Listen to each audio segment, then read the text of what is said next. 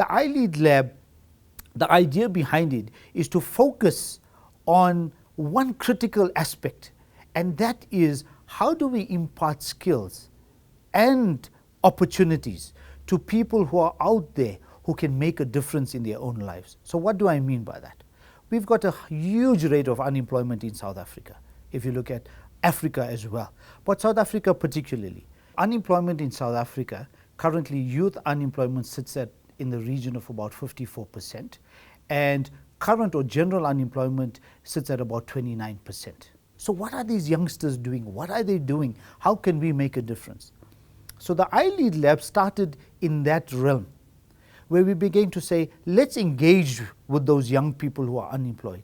And the premise or the idea here is, if we can make a difference in one person's life, and that person can be brought out of the unemployment queue, we've made a difference in somebody's life. So that's where it started off. But we said, instead of trying to do the typical thing, let's get into the 4IR space. And we began to look at various technologies that are available today within that space. So the iLeadLAB, it has three components. We've actually looked at three components. The first space is the technology space, where we do a lot of coding, robotics, we do a lot of 3D printing, laser cutting, and those are the skills we believe are the start that leads you into the 4IR space. With that, there's a huge focus on soft skills. When we mean soft skills, issues of critical thinking, creative thinking, problem solving, agility, collaboration. Those are the areas that we know that people lack in. They may have all the ability to do something, but they don't have the ability to problem solve. So what does that leave us? With people who can do very little. So we're saying, can we combine the technology with the soft skills and make it into a rounded, or rather a rounded student or a rounded learner that comes out with better skill and has better value to society?